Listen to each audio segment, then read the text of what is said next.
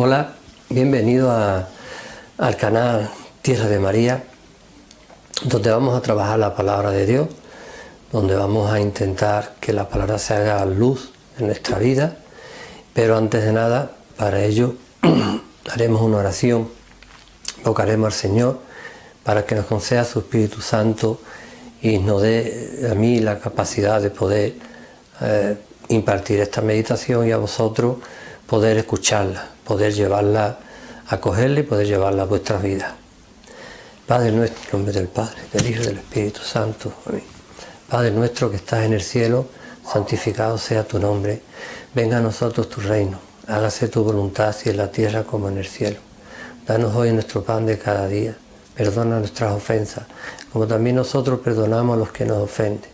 No nos dejes caer en la tentación y líbranos del mal. Amén. Bueno, antes de nada, quería comentaros que el Señor tiene distintas maneras de hablarnos. La primera, principalmente, es por los sacramentos. A través de los sacramentos Dios se hace presente y de una forma especial en el sacramento de la Eucaristía. También Dios nos puede hablar y podemos hablar con Él a través de la oración. En la oración también el Señor podemos intimar con Él y podemos llegar a un diálogo totalmente personal. También podemos, por supuesto, hablar con Él a través de la palabra, que es lo que intentamos en este canal llevar adelante, ¿no? El poder, a través de la palabra, entender, darnos luz a nuestra vida espiritual para entender muchas veces lo que el Señor nos quiere decir en los acontecimientos. Y la cuarta, que es la más común y la que tal vez a veces no nos echamos cuenta, porque también es diariamente, es en los acontecimientos de nuestra vida. A través de todo lo que nos va pasando diariamente, el Señor nos está hablando. Tiene un diálogo permanente con nosotros. Lo que es cierto y verdad que ya ahora depende si nosotros tenemos el oído abierto a la palabra de Dios, a los acontecimientos, de una manera que podamos tener la sensibilidad de percibir que ahí, en ese acontecimiento que tú no entiendes, ese acontecimiento que tal vez para ti sea un sufrimiento horroroso, Dios te está hablando con más claridad que en ningún otro momento.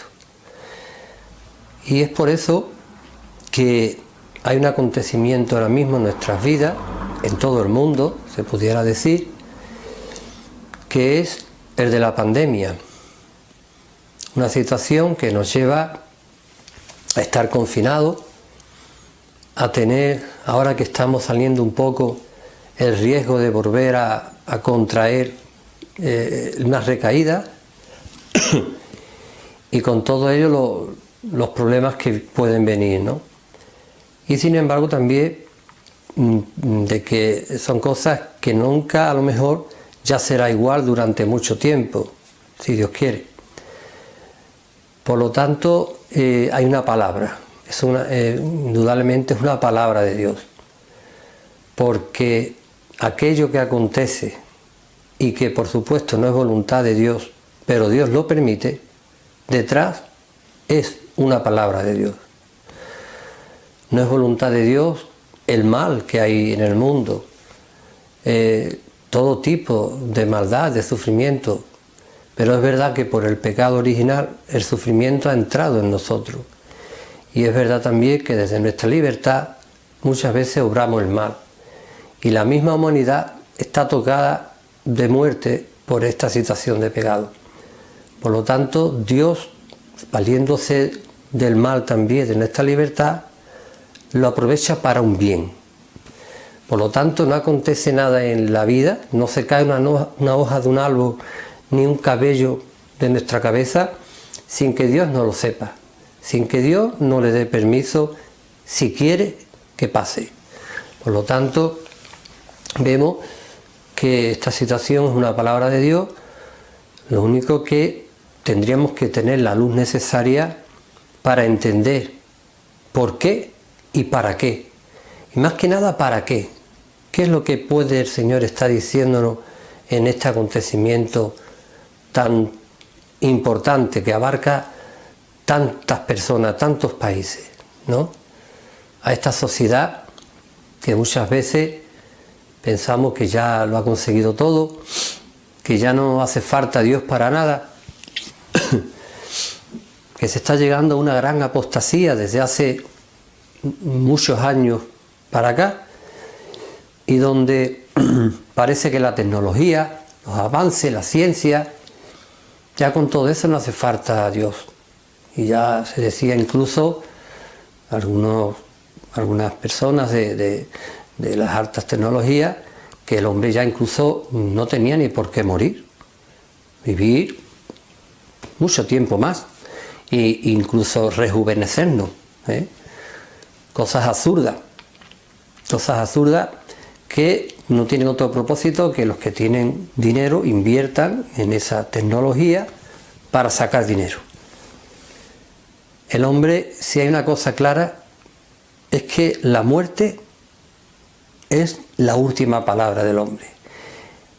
Que ahí no se puede librar nadie, ni el rico, ni el pobre, ni el alto, ni el bajo, ni el de este tiempo, ni el de hace 1000 años.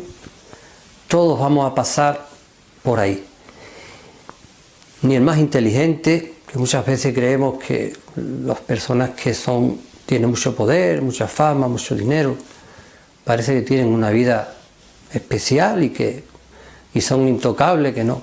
Pero precisamente estas personas que supuestamente, aparentemente le va bien, son los que muchas veces tienen más miedo de la muerte. Porque sabe que ahí se le va a acabar todo, que no se va a llevar al cajón nada de los bienes que ha conseguido y tanto esfuerzo le ha costado en esta vida. Por lo tanto, lo importante es tener una sabiduría, un discernimiento para entender mejor nuestra vida, nuestra existencia, de dónde venimos, para qué estamos aquí y a dónde vamos, cuál es nuestra meta, nuestro final. Hay un propósito, no es todo un azar, una casualidad de las cosas. Detrás está Dios y, como se decía antes, también detrás de todo acontecimiento. Entonces, yo traigo unas palabras para ver si la podemos proclamar, meditarla un poquito y que nos pueda ayudar a darnos luz a todo esto que está aconteciendo. Yo invito a escuchar. La primera es del profeta Isaías y va a hacer una comparativa de una viña, como si Dios, el pueblo de Israel, lo compara como una viña, que es su pueblo, y cómo la trata con todo el mimo posible a esa viña, esperando que dé frutos dulces, bastante, ¿no?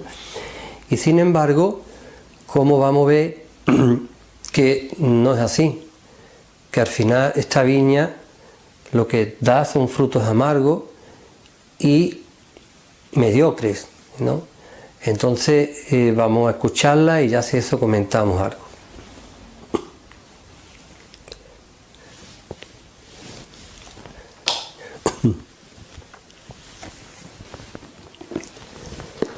Del profeta Isaías.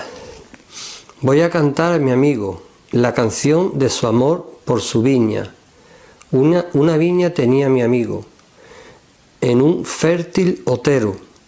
La cavó y despedregó y la plantó de cepa exquisita. Edificó una torre en medio de ella y además excavó en ella un lagar y esperó que diese uvas, pero dio agraces. Ahora pues, habitantes de Jerusalén y hombres de Judá, venid a juzgar entre mi viña y yo. ¿Qué más se puede hacer ya a mi viña que no se lo haya hecho yo? Yo esperaba que diese uvas. ¿Por qué ha dado agraces? Ahora pues voy a haceros saber lo que hago yo a mi viña. quitar su seto y será quemada, desportillar su cerca y será pisoteada. Haré de ella un erial que ni se pode ni se escarde. Crecerá la zarza y el espino, y a las nubes prohibiré llover sobre ella. Pues bien, viña de Yahvé Sebaot es la casa de Israel, y los hombres de Judá son su plantío exquisito.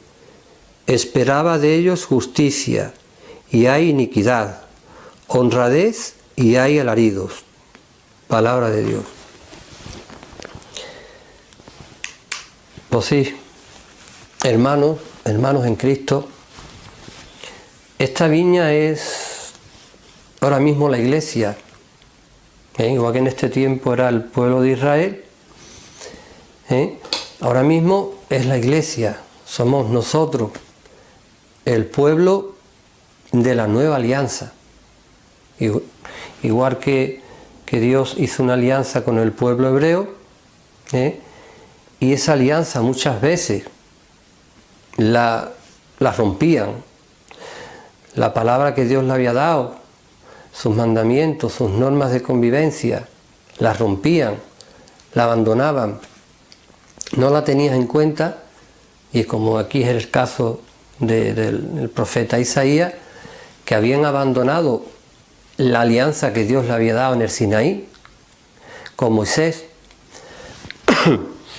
y el pueblo se había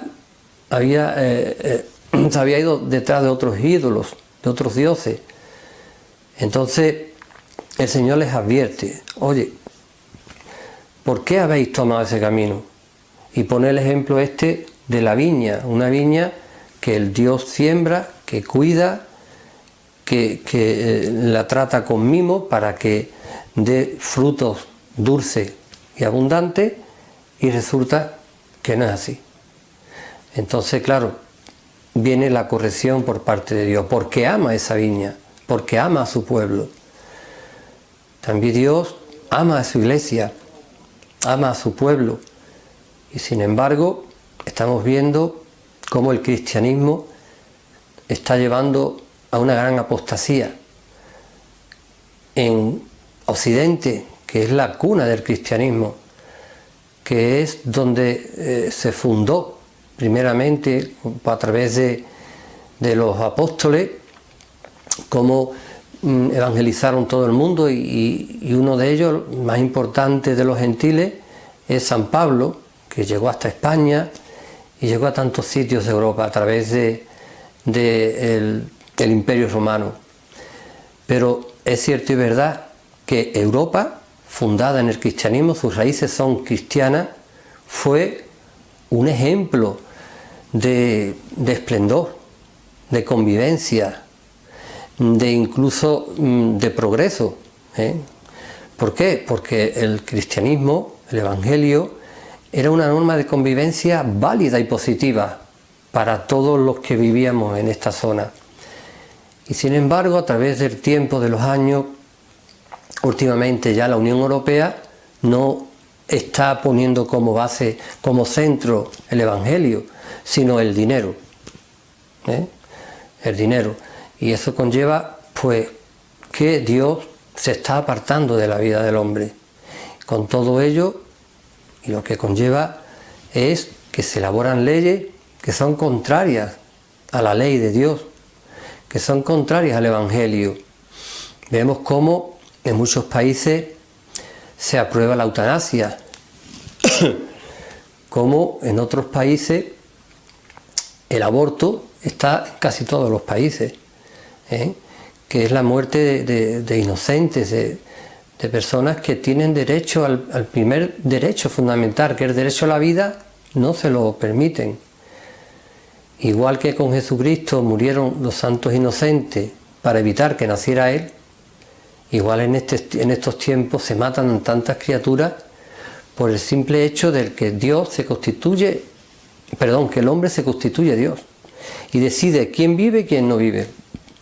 Igual en el nacimiento, igual en la última etapa de la vida de las personas, que es en la muerte, donde quiere aprobar una ley, ya en tantos sitios hay, que apoya el suicidio voluntario, cuando Dios es el Señor de la vida y de la muerte. Pero es cierto que el hombre va por estos derroteros y todo esto conlleva que va a la ruina, porque solo se piensa en esta vida, en la muerte, en la vida temporal. Ha perdido la referencia de la eternidad el hombre. Ya no existe por lo cual el hombre lucha para formar un hogar, para formar una familia, para ser una persona de bien, como antiguamente se decía, y poder alcanzar un día la vida eterna, a la cual estamos llamados todas las personas que puedan conocer el Evangelio. Por lo cual, en esta decadencia, Dios, igual que en tantas veces, aquí en el pueblo de Israel también aparece, porque ama a su pueblo, no quiere permitir que se destruya. Igual que a lo largo de la historia, Dios ha aparecido para corregir a la humanidad. Llámale castigo, llámale corrección amorosa de Dios. Pero es una palabra de Dios, porque quien ama a su hijo, lo corrige, no deja que haga lo que le dé la gana y que se pierda. Es una respuesta de amor. La indiferencia precisamente es la falta de amor. Me da igual lo que haga, ¿no? y que te pierde, que te condene. Dios sale al encuentro del hombre. Entonces vamos a ver cómo en esta lectura Dios, que ama al hombre, lo corrige advirtiéndole de lo que va a pasar para que se convierta. Todo esto nos va a llevar a una palabra de conversión y penitencia. Vamos a hacer ahora la siguiente lectura, donde seguramente nos va también a ayudar.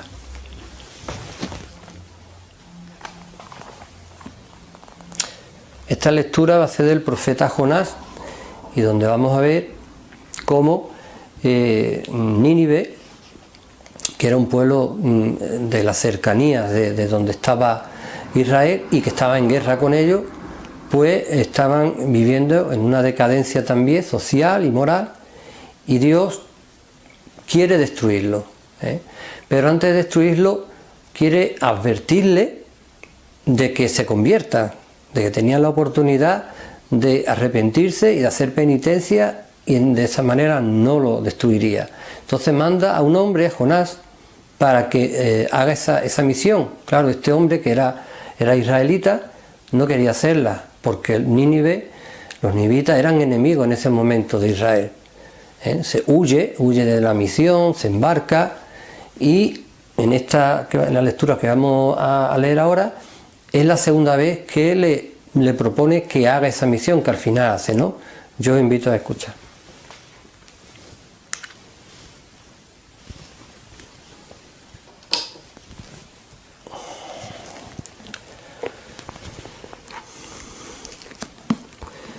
Del libro de Jonás.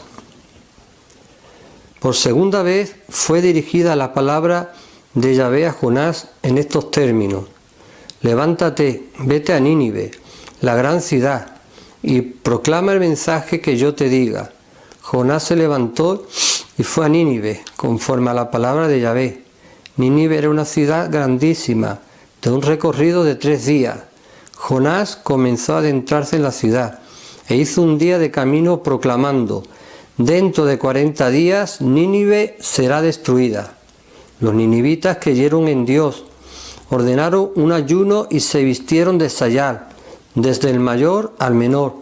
La palabra llegó hasta el rey de Nínive, que se levantó de su trono, se quitó su manto, se cubrió de sayal y se sentó en la ceniza. Luego mandó pregonar y decir en Nínive, por mandato del rey y de sus grandes, que hombres y bestias, ganado mayor y menor, no prueben bocado, ni pasten, ni beban agua, que se cubran de sayal, y clamen a Dios con fuerza, que cada uno se convierta de su mala conducta y de la violencia que hay en sus manos. Quién sabe, quizás vuelva Dios y se arrepienta. se vuelva del ardor de su cólera y no perezcamos. Vio Dios lo que hacían, cómo se convirtieron de su mala conducta y se arrepintió Dios del mal que había determinado hacerles y no lo hizo. Palabra de Dios. Vemos en esta lectura precisamente que creyeron en la palabra de Dios, aunque no era un pueblo creyente, no era un pueblo elegido por Dios, pero tenía conocimiento del Dios de Israel, de Yahvé, y le entraba un temor de Dios, de que fuera verdad, de que fueran a destruir Nínive. ¿Y qué hicieron? Se convirtieron, hicieron penitencia, corrigieron su conducta. Incluso el rey de Nínive ordenó hacer la penitencia, ordenó hacer ayuno, e incluso se echaba en ceniza como una muestra de arrepentimiento. Entonces vemos cómo al final el Señor se arrepintió y no destruyó esta ciudad. Sin embargo, en el Génesis vamos a ver cómo otras dos ciudades como Sodoma y Gomorra la destruyeron, porque el pecado llegó a tal extremo que realmente pues no había ninguna posibilidad. Y ahora vamos a leer la tercera lectura, que es de la epístola de San Pablo a los Romanos, donde vamos a ver los frutos del pecado y los frutos de la justicia, cuáles son, y ahora la comentamos un poquito.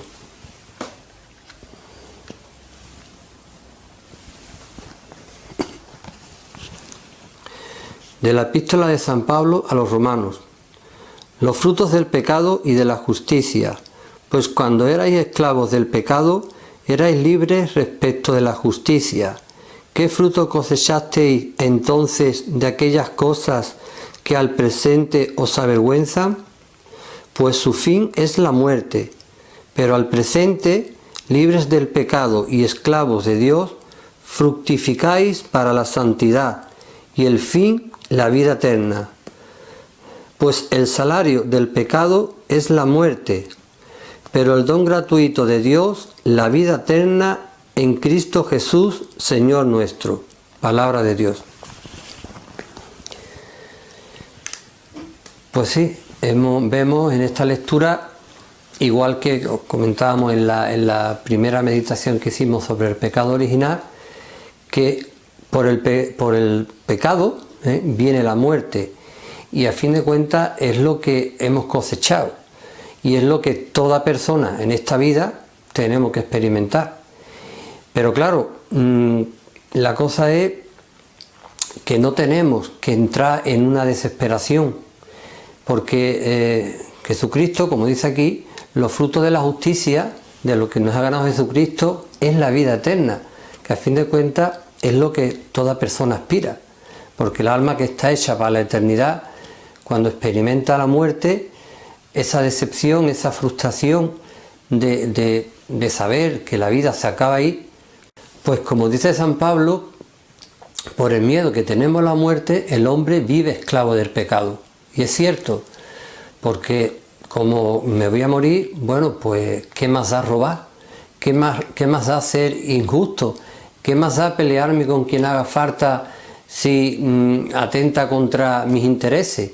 ¿Qué más da romper mi matrimonio porque ahora no siento lo mismo, porque la cosa no va bien? Si yo no quiero sufrir nada, me da igual, que tenga familia, que tenga hijos, no importa, yo me busco a mí mismo y no quiero sufrir nada, ni quiero pasarlo mal en nada. Sin embargo, eso es mentira. La vida precisamente está llena de situaciones difíciles, donde el hombre tiene que madurar. El sufrimiento, las dificultades hace que el hombre madure. Sin embargo, cuando no se quiere afrontar estas situaciones, pues el hombre se hace como un niño chico, no tiene ninguna madurez ni espiritual ni como persona. Y vemos muchas veces que también por eso no se quiere el hombre comprometer a formar una familia. Y todo esto conlleva a que no hay estabilidad en la familia, en las parejas, en los matrimonios. Entonces cuando surge cualquier dificultad, cualquier desaveniencia, pues ya cada uno tira por su lado y a lo mejor hay niños por medio, hijos que han tenido, y son las pobres víctimas que de estas situaciones de conflicto, y después a lo mejor se unen a otras personas, por lo cual se van produciendo unas uniones en poco tiempo relativamente, donde hay hijos llevan hijos de una parte, la otra de otra parte, y se producen unos tipos de familias donde muy desordenadas, muy conflictivas, porque ya en sí una familia normal y corriente, como Dios manda, diríamos, conlleva muchos problemas y dificultades en la convivencia, cuanto más cuando son estos tipos de familias que llevan hijos de una pareja, de otra, y claro, todo eso es una situación totalmente anómala, desordenada, que conlleva a más problemas, se puede decir, en la misma sociedad. Pero claro, todo esto se entiende, porque esta falta de Dios en la vida de las personas hace que nadie se fíe de nadie, que no haya confianza en las personas, en las mismas personas, en las parejas, en las familias, porque va todo como a la defensiva, ¿no? Y esto es lo que está llevando esta situación que hemos estado comentando, ¿no?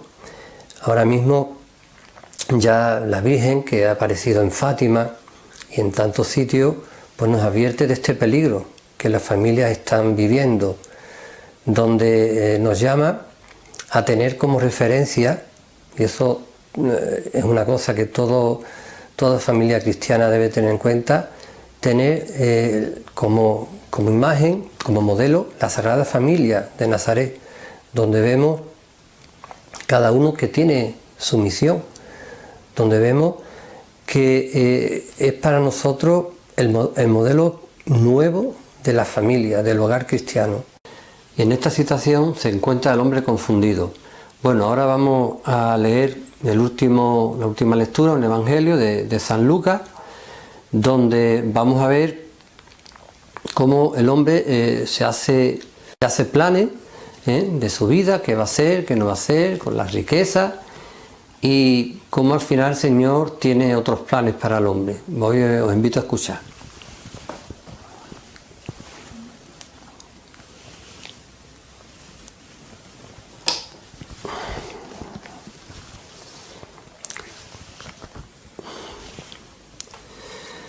Del Evangelio según San Lucas.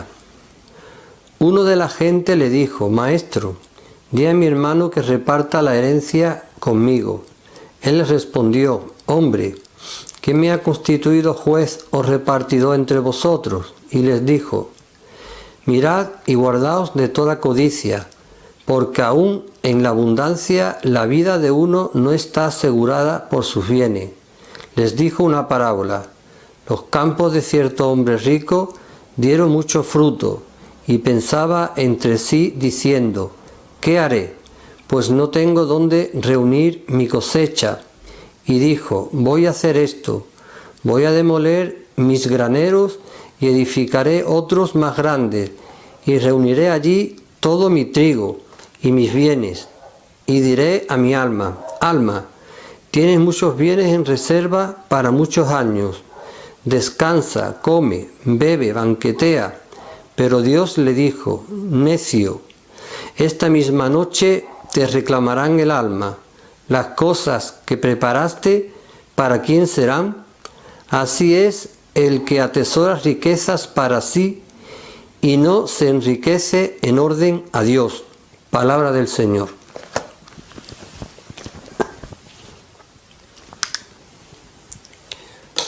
Bueno, pues es un evangelio totalmente iluminador y enriquecedor, porque es lo que cualquier hombre en esta vida aspira: a tener riqueza, a atesorar bienes, a tener fama, a tener poder, y después, al final, ¿para qué? ¿Para quiénes? ¿De qué le sirve? Cuando realmente tu alma, que es lo que realmente tenemos, pues no podemos pagarla con dinero.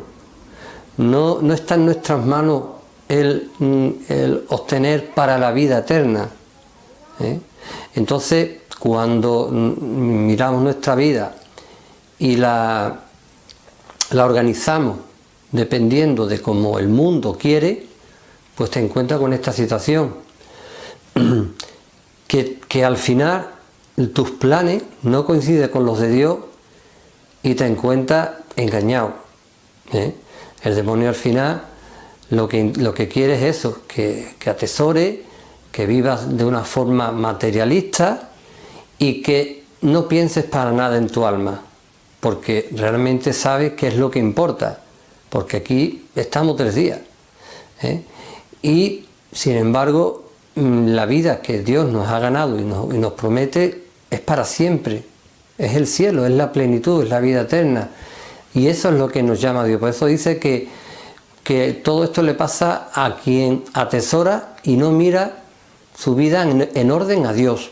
Entonces esta palabra, este evangelio es totalmente también actual, porque el mundo no contempla para nada su vida en orden a Dios, sino todo es superficial, todo es en el momento, y claro, esa situación no le lleva al hombre a plantear su vida de una forma seria, porque todo es lo más inmediato.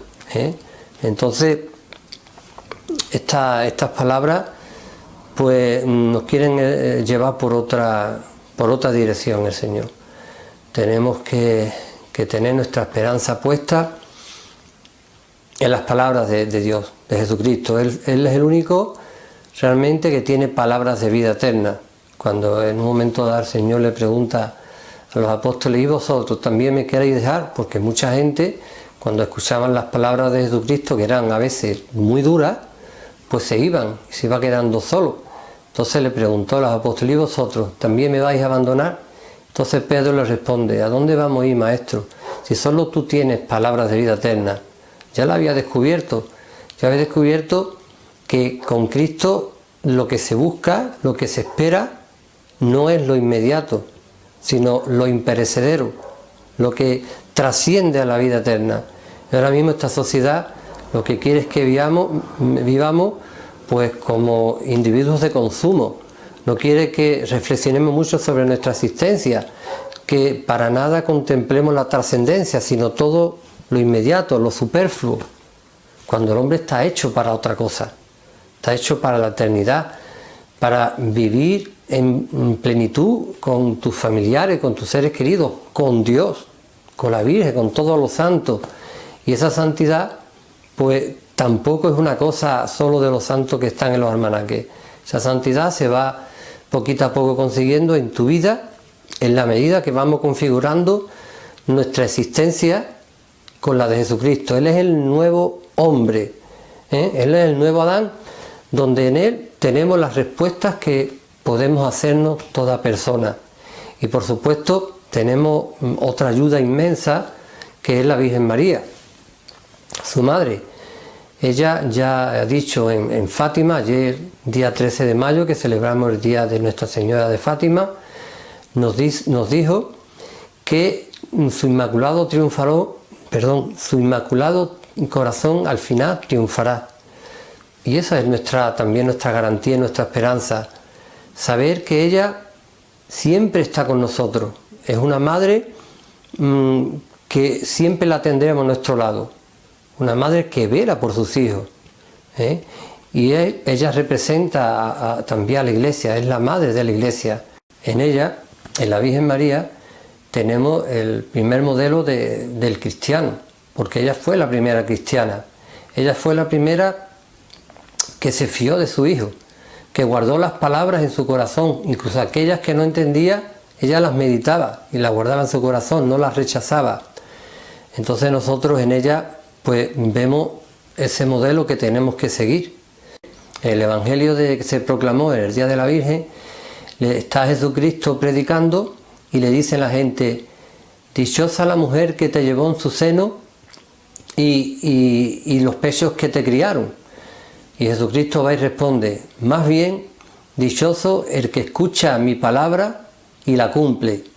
Y eso es fundamental también en la vida de cualquier cristiano, que la palabra de Dios sea para nosotros importante, de guardarla, de no quedarnos solo con escucharla, sino una vez que la escuchamos, la llevamos a nuestro corazón, la rumiamos, la meditamos y después la llevamos a nuestra vida. Y ahí está lo principal, ¿no? La fidelidad a guardar la palabra de Dios. Él es principalmente el que nos salva. Solo en Jesucristo está la salvación, solo en la Iglesia está la salvación. No hay otra vía de salvación. Él es el camino, Él es la verdad, Él es la vida, como ha dicho en estos días, en el Evangelio de la vida verdadera. Pues nada, yo me despido hasta el próximo vídeo, y con una oración a la Virgen María. Inmaculado Corazón de María, sé la salvación del alma mía. En nombre del Padre, del Hijo y del Espíritu.